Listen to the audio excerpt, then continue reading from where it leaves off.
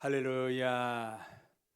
오늘도 교회에 나와서 각가정 예배드리는 모든 성도님들, 오늘의 예배와 말씀의 모든 것이 여러분에게 큰 의미로 다가오는 그런 예배 시간이 되기를 간절히 주의 이름으로 축복합니다.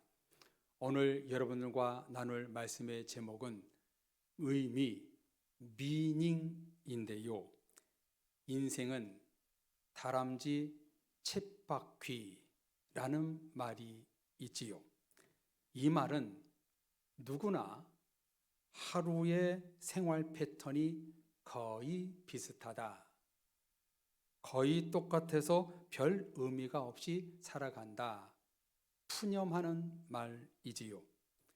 아마도 성도님들 하루도 가정, 일터, 교회, 이 영역 안에서 반복되는 일상일 것입니다. 저 또한 그렇습니다.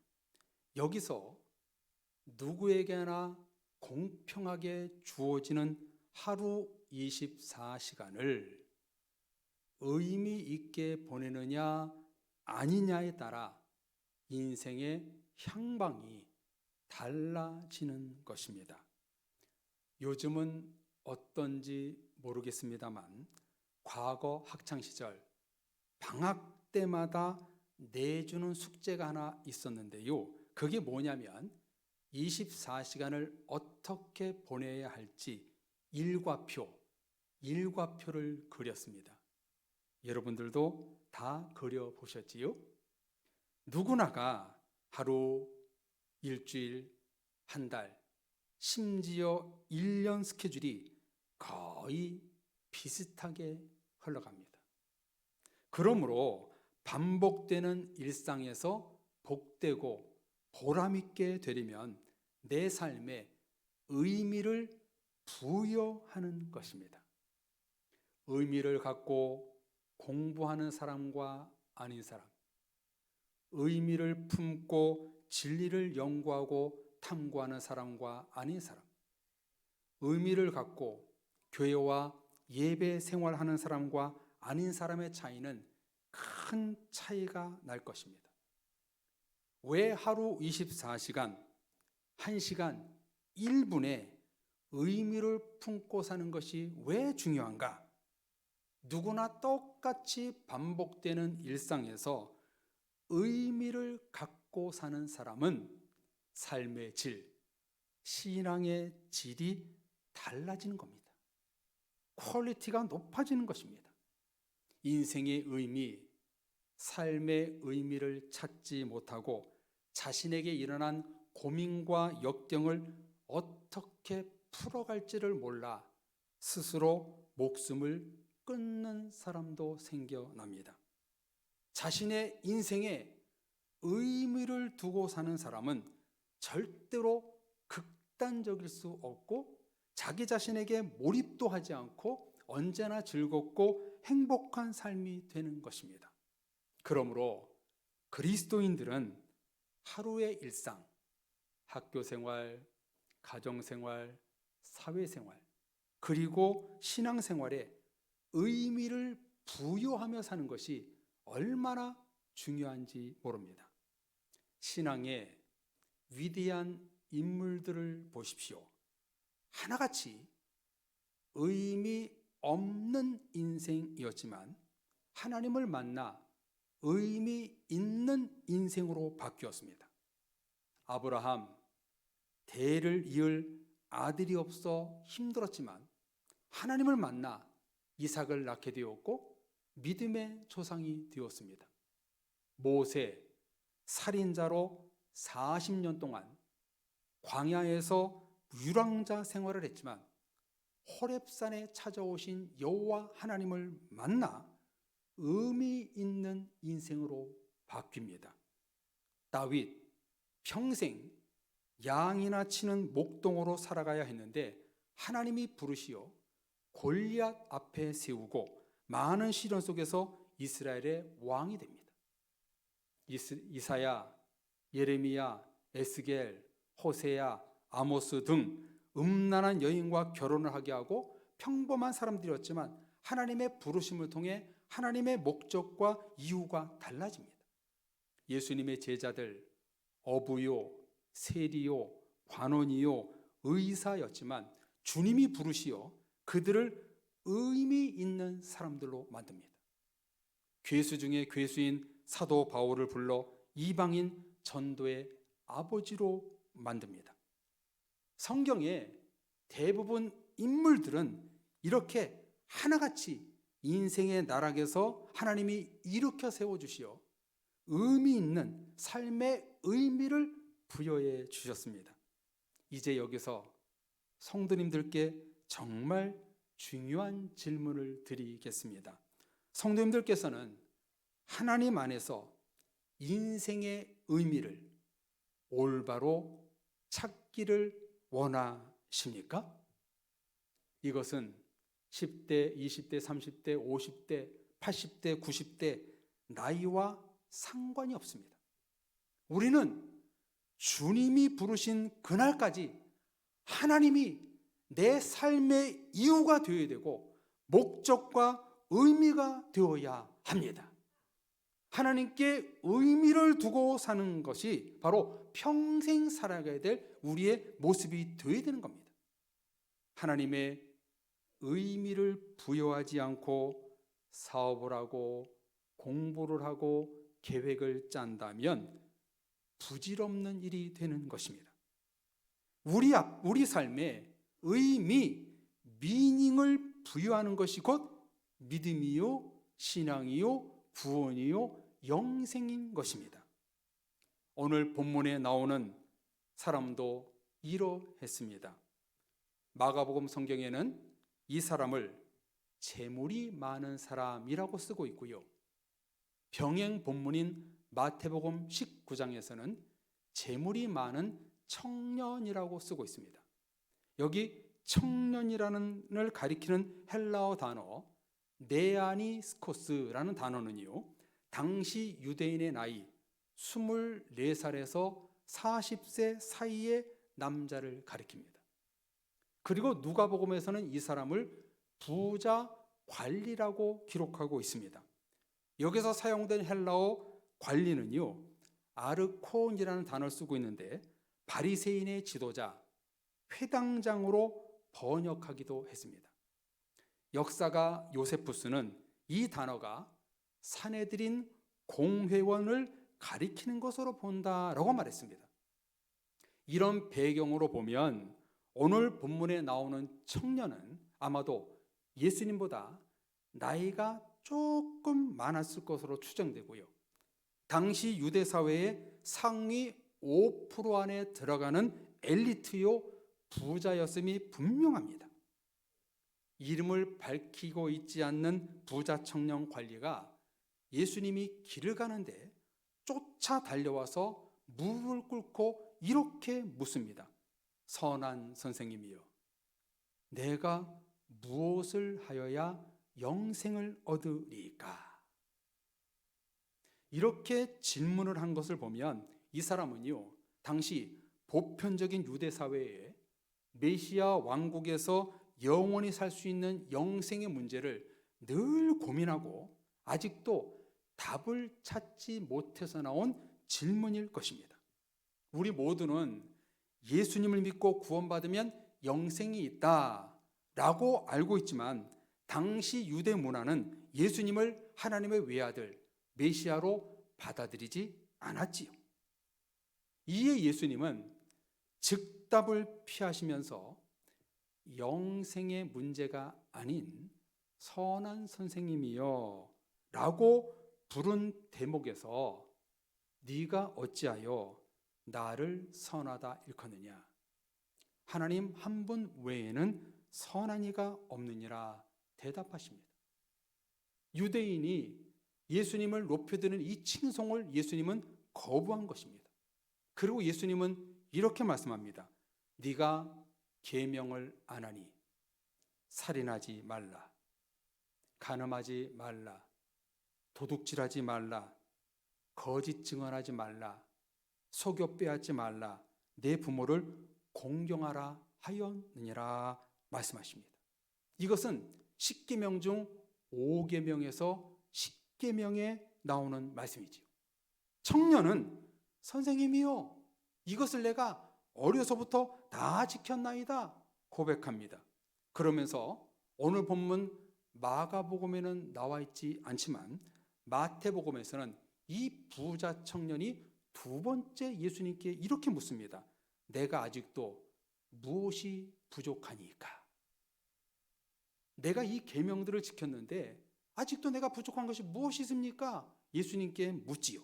성도님들, 이 청년이 이렇게 말하는 이유를 아시겠지요? 부자 청년은 어려서부터 모세 오경을 외우며 율법적으로 바르게 살았습니다. 이렇게 율법적으로 잘 살아왔던 자신은 영생을 얻는데 아무 문제가 없다는 것을 예수님에게 지금 어필하고 있는 것이죠. 이것을 지금 말로 쉽게 해석하면 내가 세상에서 착한 일을 하며 살았으니까 천국 좋은 곳에서 영원히 사는 게 맞는 것 아닙니까? 이렇게 지금 말하는 거예요. 최근 어떤 예능 토크쇼를 잠깐 보니까요, 한 방송인이 나는 내세를 믿지 않습니다 라고 당당히 말하더라고요. 오늘 성경의 부자 청년은 내세가 있다는 것을 믿는다고 생각해서 이런 질문이 나왔으므로 내세를 믿지 않는 이 방송인보다는 나은 것 같습니다. 그러자 예수님은 이 부자 관리의 속마음을 아시고 이렇게 말씀합니다. 우리 21절 다 같이 한번 읽어보겠습니다. 같이 읽습니다. 예수께서 그를 보시고 사랑하사 이르시되 내게 아직도 한 가지 부족한 것이 있으니 가서 내게 있는 것을 다 팔아 가난한 자들에게 주라. 그리하면 하늘에서 보화가 내게 있으리라. 그리고 와서 나를 따르라 하시니 아멘. 예수님은 사랑의 마음을 품고 너에게 한 가지 부족한 것이 있다. 그 한 가지가 무엇인가요? 갖고 있던 재물, 부귀영화였습니다. 갖고 있던 재물과 부동산을 다 팔아 가난한 자들에게 주라. 마태복음 성경에는 가서 내 소유를 다 팔아 가난한 자에게 주라. 영생의 길을 가르쳐 주십니다. 성도님들, 여기서 성도님들이 오해하지 말아야 될 것이 있는데요, 독일 신학자 예레미야스의 말에 따르면 전부라는 것은요, 모든 것을 말하는 것이 아니라 1세기 당시 미슈나 구절에 나오는 재산의 5분의 1을 의미한다는 겁니다. 내 모든 소유를 다 팔라는 것은 10원짜리 하나까지 가난한 사람들에게 주고 너는 빈털터리가 되라, 이런 뜻이 아닙니다. 우리 하나님은 그런 하나님이 아니에요. 다 버리고 거지가 되라, 그런 하나님이 아니십니다. 예수님은 아마도 자기 재산의 5분의 1을 바치는 것을 두고 전부라고 말씀하셨을 거예요.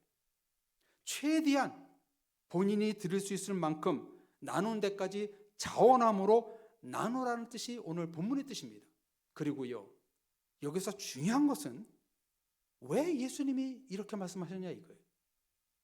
예수님이 이렇게 말씀하신 진짜 이유, 중요한 속뜻이 뭐냐면, 부자 청년은요, 지금까지 유대인으로서 십계명을 지키고 살았지만 하나님이 아닌 세상, 예수님이 아닌 재물, 돈의 의미를 두고 살았기에 가서 내게 있는 모든 것을 다 팔아 가난한 자들에게 주라 말씀하신 것입니다.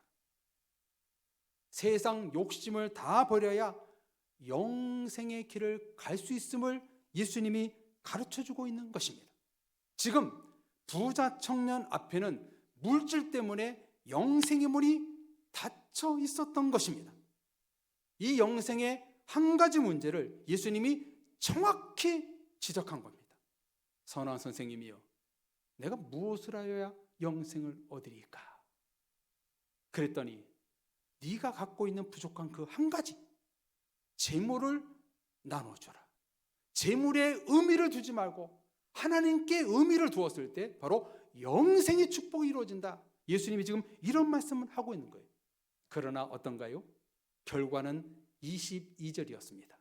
22절을 보면은요, 그 사람은 재물이 많은 고로 이 말씀으로 인하여 슬픈 기색을 띠고 근심하며 가니라. 괴로운 마음을 갖고 그 자리를 떠납니다. 모든 재산을 나눠주라고 한 것도 아니고 일부인데 이런 예수님의 권면에 슬픈 기색을 띠고 예수님 곁을 떠나갑니다. 이후에 부자 청년이 어떻게 되었는지 성경은 기록하지 않고 독자의 몫으로 남겨놓습니다. 성도님들, 여기서 우리는 무엇을 알 수 있나요?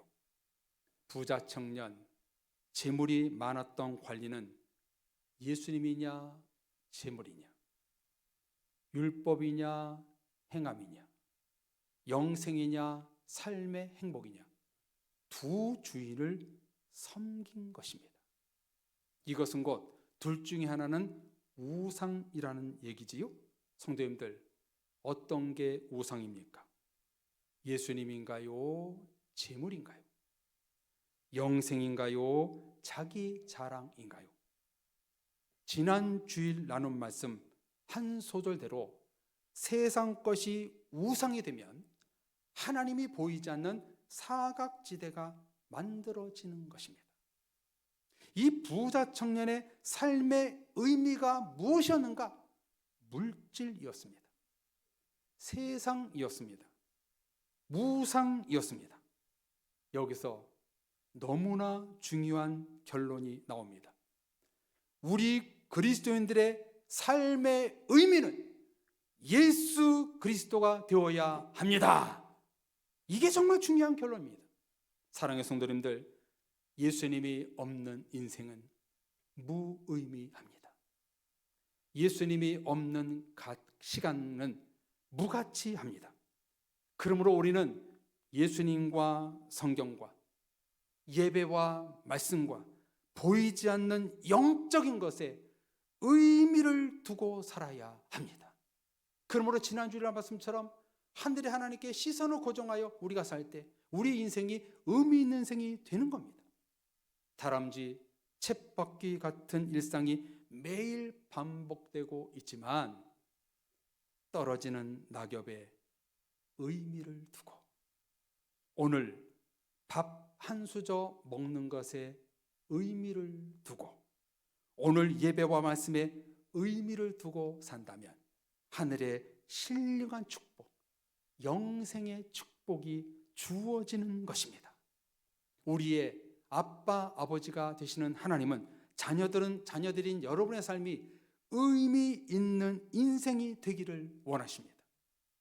제가 의미라는 주제로 우리 성도들의 삶 속에 의미 있는 삶에 방해가 되는 요소가 무엇인가 약 한 달 동안 묵상하면서 도출해낸 것이 있습니다. 첫 번째는 뭐냐면 자신의 욕구입니다. 욕심, 탐욕이 그 의미를 상실하게 만듭니다. 두 번째는 자신의 교만입니다. 자기가 높아지고 교만한 마음 때문에 주님을 받아들이지 않습니다. 남의 요구입니다. 남의 요구를 따라 수동적으로 움직이다 보니까 삶의 의미가 상실됩니다. 예컨대 학생들 자녀들에게 너 공부 잘해서 의대 가라, 공무원 되라, 자신의 삶의 의미가 부모, 타인에 의해서 결정됩니다. 이런 인생은 의미 없는 무의미의 인생이 되는 겁니다. 말씀을 준비하면서 최근 나온 책을 하나 사서 봤습니다. 독일 아우크스부르크 대학교에 철학과 신학 박사학위를 받고 이 대학에서 교수로 학생들을 가르치는 카타리나 체밍이라는 분이 쓴 삶의 의미입니다. 카타리나 체밍, 아마 여러분들도 이름을 들어보신 분이 계실 거예요. 유명한 분입니다. 이 책에서 말할 때요, 의미 있음이란 의미 있는 삶이 무엇인가? 어떤 일을 하든 하지 않든 그것이 중요하다는 것을 느끼는 것이다. 이렇게 말했어요. 다시요. 내가 작은 일이든 큰 일이든 무슨 일을 할 때든 그것이 중요하다고 느낄 때에 삶의 의미를 깨달을 수 있다는 겁니다. 그러면서 사람이 삶의 목적을 두는 목적이 행복인데 다음 네 가지 의미가 생긴다고 말했습니다. 자신의 욕구에만 몰두하지 않고 사는 것. 이럴 때 의미가 생긴다는 것이지요. 공동체에서 소속감을 갖고 공감하며 사는 것. 사람들과 상호 신뢰의 바탕을 하며 신뢰를 바탕으로 사는 것. 마지막 네 번째가 중요한데요. 세속과 세상적인 것을 초월하면 영성과 종교적인 자아가 형성된다는 것입니다. 여러분, 이 얘기가 바로 오늘 본문에 나오는 재물이 많은 부자 이야기 아닙니까? 이 부자는 자신의 욕망인 재물에 집착했습니다. 사내들인 공회원이라는 사회적 소속감을 갖고 있지만 가난한 자들에게 재물을 나눠주라는 예수님의 공감이 없었습니다. 5계명에서 10계명까지 잘 지켰지만 사람들에게 존경받지 못하는 율법적인 사람이었습니다. 모세 오경을 어려서부터 외우고 배웠는지 모르지만 성령 하나님을 통한 깊은 영성이 없었습니다. 사랑의 성도님들, 오늘 성경 본문을 통해서 우리는 의미 있는 인생이 되어야 합니다. 우리 인생의 의미가 무엇인가요? 어디서 나의 인생의 의미를 찾을 수 있나요? 예수 그리스도입니다. 할렐루야. 예배와 말씀과 하나님과의 동행, 친밀함에서 인생의 의미가 완성되는 것입니다. 그분 앞에서 내 욕심, 내 욕구, 세속적인 것을 다 내려놓고 주님의 말씀에 공감하며 가정, 사회, 교회 공동체에서 서로 같이 웃고 울며 깊은 영성을 쌓아갈 때 우리의 삶은 의미 있는 인생이 되는 것입니다. 아직도 인생의 의미를 찾지 못한 성도님들, 청년들이 있으신가요? 예수님께로 나아가십시오. 인생의 의미는 나이에 상관없이 하나님의 부르심을 받을 때까지 찾으며 살아야 합니다. 내가 오늘 어떤 의미를 품고 예배드리냐, 어떤 의미를 갖고 사회생활을 하느냐, 어떤 미닝을 품고 내가 생각하느냐에 따라서 우리의 삶은 질이 달라지는 거예요. 내가 어디 의미를 두고 사는 거냐, 거기에서 우리의 삶은 행복과 불행이 나눠지는 거예요. 그리고 여러분, 청년이 영생을 얻지 못하게 하는 것이 재물이었던 것처럼 내가 영생으로 나아가지 못하게 하는 그 한 가지, 내가 예수님을 만나 의미를 찾지 못하게 하는 그 장애물이 한 가지가 무엇인지 여러분, 하나님께 뜻을 묻고 나아가십시오. 그리고 그 장애물을 발견했다면 버리고 자신의 십자가를 지고 주님을 따라가십시오. 그러면은 성도님들의 앞으로의 인생은 더 풍성하고 더 아름답고 더 기쁜 일이 넘치게 될 것입니다.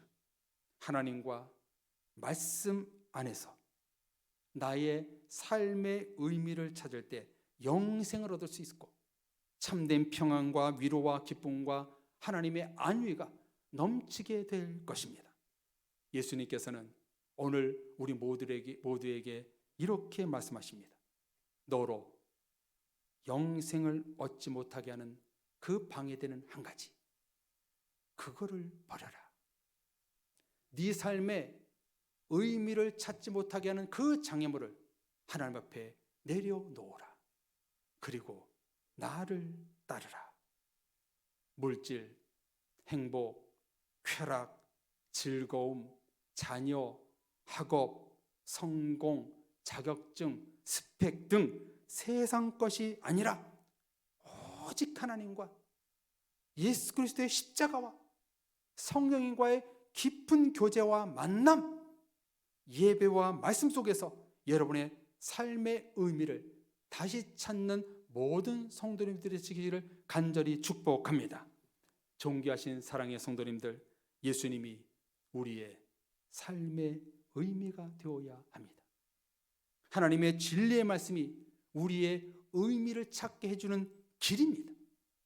근데 그 길을 가로막고 하나님께 시선을 고정하지 못하게 하는 그 의미의 장애물이 여러분 무엇인가요?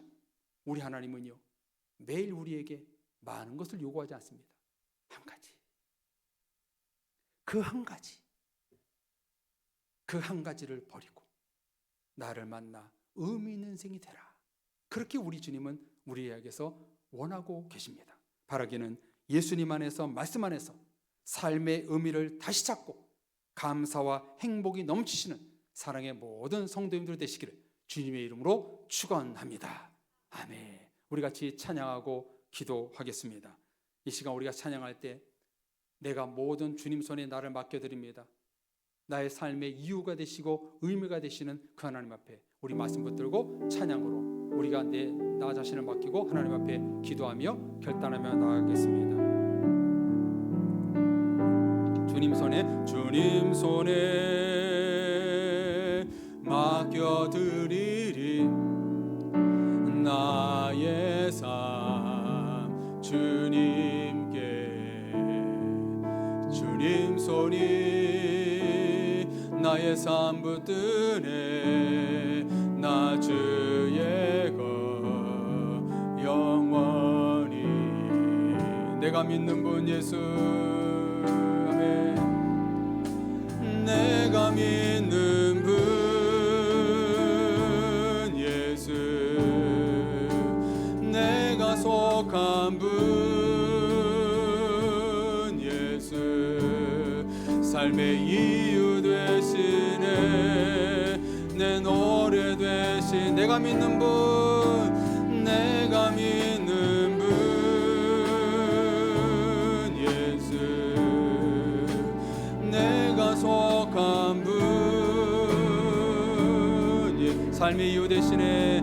삶의 이유 되시네.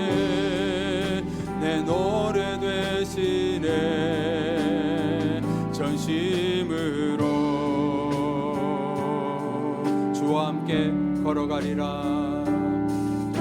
주와 함께 걸어가리라. 모든 길을 주실래. 주 뜻 안에 나 살아가리. 주의 약속을 영원히. 그분은 내가 믿는 분 예수입니다. 아멘. 내가 믿는 분 예수, 내가 속한 분 예수, 삶의 이유 되시네. 내 노래 돼. 내가 믿는 분 예수, 내가 믿는 분 예수, 내가 속한 분 예수, 삶의 이유 되시네. 네, 한 번 더 찬양합니다. 내가 믿는 분 예수, 내가 믿는 분 예수, 내가 속한 분, 삶의 의미 되시네. 삶의 의미 되시네. 내 노래. 마지막 한 번 더. 내가 믿는 분 예수, 내가 믿는 분 예수, 내가 속한 분, 삶의 의미 되시네. 삶의 의미 되시네. 내 노래 되시네. 전심 하나님은 오늘 말씀을 통해서 우리에게 사랑의 음성을 주십니다. 너는 내게 속한 자다. 너는 내 영생 안에 들어온 내 자녀다. 우리에게 말씀해 주십니다. 그런데요, 내가 영생이 이르고 내가 삶의 의미를 발견하지 못하는 그 한 가지, 부족한 한 가지를 우리 주님이 요구하고 계십니다. 이 시간 기도할 때 하나님, 내가 하나님 앞에 영생을 얻고 삶의 의미를 되찾기에 방해하는 이 한 가지를 내가 이 시간 내려놓습니다. 그리고 주님을 따르겠습니다. 내 모든 가정, 일터, 사회, 모든 신앙생활 가운데 이제 하나님께 내 삶의 의미를 두고 모든 생활을 하겠습니다. 그 안에서 하나님을께 영광 돌리는 내 삶이 되겠습니다. 우리 주여 부르짖고 결단의 기도하겠습니다. 주여, 우리의 삶의 이유가 되시는 하나님 아버지, 우리의 인생의 의미가 되신 하나님 아버지, 그 의미를 되찾는 이 시간이 되기를 원합니다. 주님 안에서 비전을 찾고 꿈을 찾는 우리가 되기를 원합니다. 우리 인생의 의미를 잃어버린 성도들이 있습니까? 하나님, 그들을 찾게 하여 주옵소서.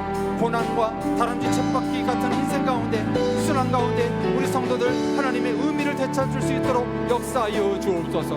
특별히 하나님께서 우리에게 요구하시는 것, 영생과 의미를 찾지 못하게 하는 그 부족한 한 가지, 그 한 가지를 주님 앞에 내려놓습니다.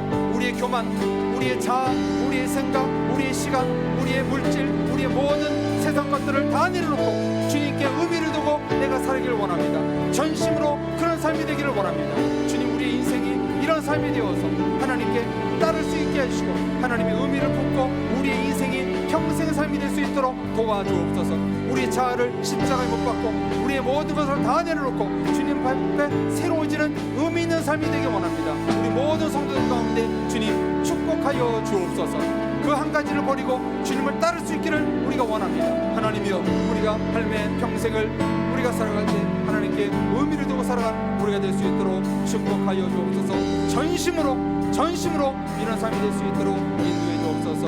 예수님 이름으로.